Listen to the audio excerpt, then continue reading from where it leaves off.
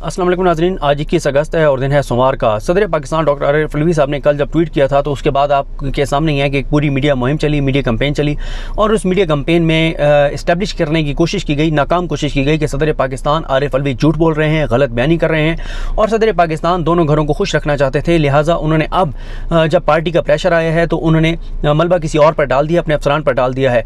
और कल से जो सबसे स्ट्रॉन्ग आरिफ अलवी साहब के ख़िलाफ़ दलील थी वो ये थी कि अलवी साहब, अगर आपके अफसरान ने आपकी बात नहीं मानी तो आप सदर पाकिस्तान हैं, आपने उनके खिलाफ एक्शन क्यों नहीं किया, आप उनके खिलाफ एक्शन लेते। तो उस वक्त भी ये बात वाज़ेह तौर पर नज़र तो आ रही थी कि वो एक्शन लेंगे, लेकिन ज़ाहिर है हमने भी अपनी लास्ट वीडियो में ये सवाल उठाया था कि आरिफ अलवी साहब देखना है कि आप क्या एक्शन लेते हैं, क्या करते हैं। तो सब नज़रें आरिफ अलवी साहब पर थी।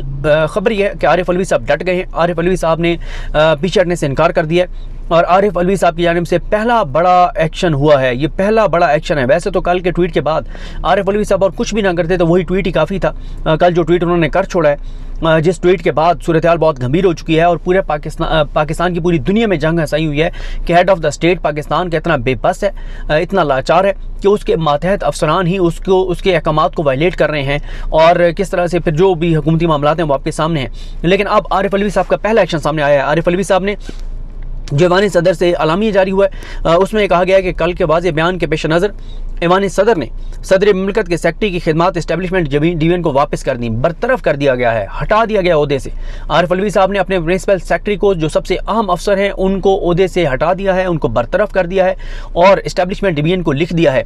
आगे क्या कहा गया कि ऐवान सदर का वज़ीर-ए-आज़म के प्रिंसिपल सेक्रेटरी के नाम ख़त वकार अहमद सदर मुमलिकत के सेक्रेटरी की खिदमात की मज़ीद ज़रूरत नहीं, इस्टेब्लिशमेंट डिवीजन को उनकी खिदमात वापस की जाती हैं। ये ऐवान सदर का अलामिया कह रहा है। फिर ऐवान सदर का अलामिया कहता है कि पाकिस्तान एडमिनिस्ट्रेटिव सर्विस की 22वीं ग्रेड की ऑफिसर हुमैरा अहमद को बतौर सदर मुमलिकत की सेक्रेटरी तैनात किया जाए।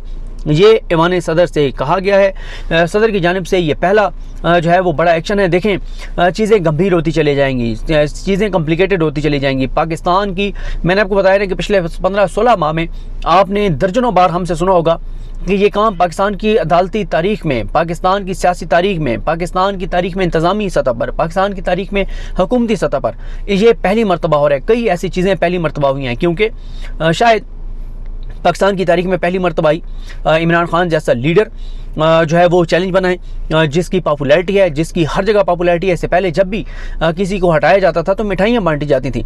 मेरी एक पॉलिटिशियन से बात हो रही थी जिनका साउथ पंजाब से ताल्लुक़ है और मैं इससे पहले ये भी आपको बता दूं कि मैं एक एंकर साहब को सुन रहा था। वो एंकर साहब तजिया कार साहब फरमा रहे थे, कह रहे हैं जी अभी भी गाँव देहातों में आप चले जाएँ तो गाँव देहातों में आप चले जाएं, वहाँ पे आज भी वोट बरादरी के ऊपर डाला जाता है। इंतहाई गलत बयानी, इंतहाई झूठ। मैं इसको कहूँ, अब वो सख्त लफ्ज़ है, मैं बकवास नहीं कहता, लेकिन शायद उस एंकर साहब ने, वो जाते नहीं हैं बैकवर्ड इलाकों में, वो गांव देहातों में जाते नहीं हैं। हम जाते हैं, हमें पता है, हम उस बैकग्राउंड से हैं, हमारे इलाके हैं वो, हम जाते हैं वहाँ पर, हम लोगों से मिलते हैं। मुझे एक पॉलिटिशियन मिला, मैं लोगों पर तो बाद में आता हूँ, मुझे एक पॉलिटिशियन मिला। उस पॉलिटिशियन ने मुझे कहा कि सदीक जान, हम कई दहाइयों से, हम और हमारा ख़ानदान सियासत कर रहे हैं। जब भी हवाओं का रुख बदलता था, जब भी इदारे इस्टेब्लिशमेंट किसी सियासतदान पर क्रॉस लगाते थे, जब भी हवाओं का रुख बदल के किसी और की तरफ जाता था तो हमारा वोटर हमारे पास आके कहता था कि लानत भेजो इस सियासी जमात के ऊपर जिसके ऊपर क्रॉस लग गया है, इसको छोड़ो, अगली किसी पार्टी में जाओ। उन्होंने कहा नून लीग पर क्रॉस लगा, काफ लीग बनी, उन्होंने कहा काफ लीग में जाओ। काफ लीग के बाद जब नजर आया कि नून लीग का इक़्तिदार आ रहा है, उन्होंने कहा नून लीग में जाओ।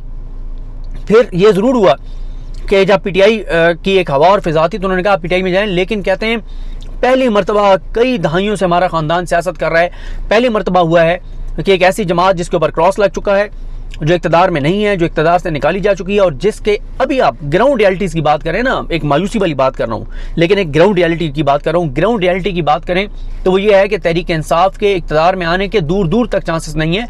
जिस तरह की हमें अदालतें बेबस नज़र आती हैं, जिस तरह की सारी चीज़ें हो रही हैं, आप पीटीआई का झंडा तक नहीं लहरा सकते, इमरान खान का नाम नहीं लिया जा सकता, इमरान खान की तस्वीर नहीं चल सकती। पीटीआई के मतलब पीटीआई तौहीन कुरान दुनिया में अगर कहीं होता है उसके ऊपर रैली नहीं निकाल सकती, 14 अगस्त को रैली नहीं निकाल सकती, तो इससे ज़्यादा क्या होता है। तो यानी अगर आप ग्राउंड रियलिटी की बात करें तो दूर दूर तक उनके इक़्तिदार में आने की चांस नहीं है। लेकिन बात यह है कि वही बात है कि एक बंदों का फैसला होता है, एक अल्लाह का फैसला होता है, ये तो देखना है कि मुस्तकबिल में क्या होता है। लेकिन उस पॉलिटिशियन ने ये बात कही कि पहली मरतबा हुआ है कि हमारा वोटर आके हमें कह रहा है कि अगर तुमने पीटीआई को छोड़ा, अगर तुमने इमरान खान को छोड़ा तो फिर मत आना हमारे पास। और ये आपने 17 जुलाई को भी देखा था। 17 जुलाई को एक उम्मीदवार ने, पीटीआई के उम्मीदवार ने बताया कि मेरे पास लोग आए, अभी उसको पीटीआई का टिकट नहीं मिला था। उसने कहा कि अगर पीटीआई का आपको टिकट मिल जाए तो हमारे पास आने की ज़रूरत नहीं है, और अगर ना मिले फिर तो बिल्कुल भी आने की ज़रूरत नहीं है। क्यों? आपको इसलिए अगर पीटीआई का टिकट मिल गया तो आने की ज़रूरत नहीं है कि हमने वोट ही बल्ले को देना है। आपको टिकट मिल गया तो आपको आने की ज़रूरत नहीं है। और अगर बल्ले का टिकट ना मिला, अगर बल्ले का निशान ना मिला, अगर इमरान खान ने टिकट ना दिया, फिर भी आने की ज़रूरत नहीं है। फिर तो बिल्कुल आने की ज़रूरत नहीं है, क्योंकि फिर तो हम बिल्कुल आपको वोट नहीं देंगे, क्योंकि हम ये फैसला कर बैठे हैं कि हमने बल्ले को वोट देना है। तो इसलिए चीज़ें जो है वो ग्राउंड के ऊपर चीज़ें जो है वो कुछ और हैं। तो इसलिए ये जो सारी सूरत हाल है, अब इसमें जो जिस तरह मैंने आपको अर्ज़ किया कि सदर पाकिस्तान ने जो एक्शन लिया है, अब इससे ज़ाहिर है अनसर्टेनिटी में इजाफा होगा, अदम इस्तेहकाम में इजाफा होगा, और अदम इस्तेहकाम में जब इजाफा होगा तो उससे हमारी मुईशत सफ़र करेगी, हमारे मामलात मज़ीद गंभीर होंगे। तो एक तो ये हो गया सदर वाला मामला कि सदर साहब जो हैं उन्होंने ये एक्शन ले लिया। अब उस एक्शन पे आगे क्या जवाब आता है, उनकी बात मानी जाती है, मुस्तरद होती है, ये तो बहरहाल आने वाला जो है वक्त वो बताएगा। उसके बाद ये मैं आपको बता दूं कि जो भी एक चीज़ अच्छा, इसके अलावा मैं आपको एक चीज़, एक लेटर आया वो मैं देख रहा नहीं, ये उससे रिलेटेड नहीं है, एक और है।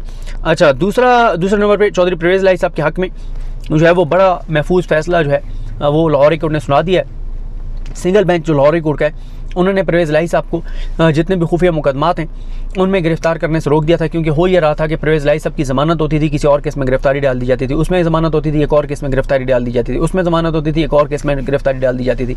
और परवेज़ इलाही साहब जो हैं उन्होंने हैरान किया सबको। परवेज़ इलाही साहब के बारे में लोग बिल्कुल कहते थे कि वो फ़ौरन छोड़ देंगे पार्टी, इमरान खान का साथ छोड़ देंगे, लेकिन इसका क्रेडिट मुन्निस इलाही साहब को जाता है कि मुन्निस इलाही साहब जो हैं उन्होंने अपने वालिद को इस बात पर कायल किया और इमरान खान के साथ डट कर खड़े हुए हैं। परवेज़ इलाही साहब उम्र के इस हिस्से में जितनी तकलीफ़ दे सूरत हाल है, जिस तरह से उनको रखा जा रहा है, जो उनके साथ हो रहा है, उसके बावजूद वो डट कर खड़े हुए हैं। आज लाहौर हाई कोर्ट के 2 रुकनी बेंच ने मुस्तरद कर दिया है सिंगल बेंच के फैसले के खिलाफ जो अपील है वो मुस्तरद कर दिया और सिंगल बेंच का फैसला बरकरार रखा है। और उस फैसले में यही है कि परवेज़ इलाही साहब को किसी भी खुफिया केस में गिरफ्तार नहीं किया जा सकता। और अब ये तो खैर क्योंकि आजकल इतने केसेस हैं और ये केसेस क्योंकि परवेज़ इलाही साहब के लाहौर में, इसलिए मैं उस तरह से उसको फॉलो नहीं कर रहा। और जिस दिन अभी सुप्रीम कोर्ट में उनका केस था परवेज़ इलाही साहब का, उस दिन क्योंकि इमरान खान साहब का केस था हाई कोर्ट में था, मैं सुप्रीम कोर्ट नहीं गया था। तो ये है कि मुझे उनके ये नहीं पता कि वो कितने केसेस उनकी गिरफ्तारी थी, कितनों में ज़मानतें हो गई, कितनों में रहती हैं। लेकिन ये ज़रूर है कि इस फैसले के बाद बड़ा मुश्किल हो जाएगा उनको अब किसी और केस में गिरफ्तार करना, क्योंकि ये 2 रुकनी बेंच का फैसला है, या तो सुप्रीम कोर्ट से जाकर सस्पेंड करवाएं, सुप्रीम कोर्ट से सस्पेंड होना कोई नहीं है। अब परवेज़ इलाही साहब जिन केसेस में उनकी ज़मानतें नहीं हुई, अगर उनको ज़मानतें मिलेंगी तो फिर उनको किसी और ऐसे मुकदमे में गिरफ्तार करना मुश्किल हो जाएगा जिसमें खुफिया तौर पर उनके ऊपर मुकदमात जो हैं बनाकर रखे गए हैं। तो ये 2 चीज़ें हैं और बहुत सी अपनी हो रही हैं, उन पर बात करेंगे। इस्लामाबाद हाई कोर्ट में क्या हो रहा है और आज ATC में क्या हुआ और आज स्पेशल कोर्ट सैफर वाले मामले में शाह महमूद कुरैशी साहब का क्या हुआ, उन सारी चीज़ों पर बात करेंगे। मुझे अपने दुआ में याद रखें। अल्लाह हम सबका हमें नसर हो। अल्लाह हाफ़िज़।